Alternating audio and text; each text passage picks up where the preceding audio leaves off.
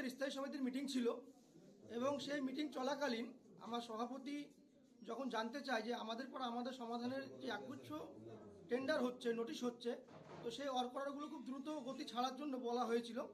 তখন বিডিও বলেছে যে আমার হেডে টেন্ডার, আমি এগুলো আপনাদেরকে কৈফিয়ত দিতে পারবো না।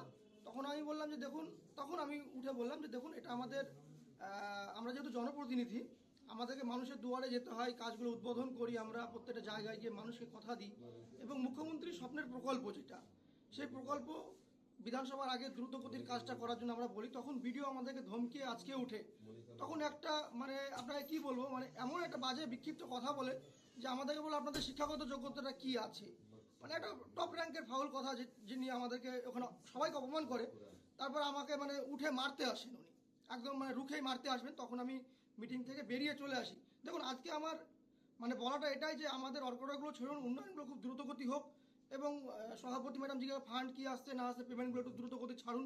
এগুলো ভিডিও কাউকে কৈফিয়ত দেবে না, অর্কটা নিজের ইচ্ছা মতো ছাড়বে, টেন্ডার নিজের ইচ্ছা মতো করবে। কিন্তু আমরা একটাই দাবি করেছিলাম যে টেন্ডারটা খুব ইমিডিয়েট করুন এবং অর্কটার দিন মানুষ যেন মানুষের দুয়ারে কাজগুলো পৌঁছে দিতে পারি আমরা, এবং তাদের কাছে যে কথা দিয়েছিলাম যে মমতা ব্যানার্জির স্বপ্নের প্রকল্প, উন্নয়নের প্রকল্পটা যেন পৌঁছে দিতে পারি আমরা, সেই কথা বলতে গিয়ে ভিডিও আজকে ধমকিয়ে চমকিয়ে আমাদেরকে মারতে আসছেন, শাসানি করতে আসছেন।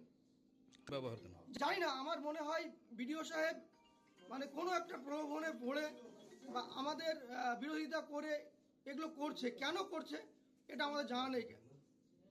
আপনার নাম? আমার নাম মাহবুব হাসান ম্যান্ডেলা, ডুমকল পঞ্চায়েত সমিতি পূর্ত কর্মদক্ষ। ভিডিও বিষয়ে কোন একটা ঘটনাকে কেন্দ্র করে ব্যাপক তাণ্ডব, বিষয়টা কি বলবেন, কোন চোখে দেখবেন? দেখুন, একটা ইনসিডেন্ট হয়েছে, সেটা আমি আমার হায়ার অথরিটিকে জানিয়েছি। আমি অ্যাট প্রেজেন্ট যাচ্ছি জেলাতে, গিয়ে আমি বাকিটা ওখানেই বলবো যা আছে।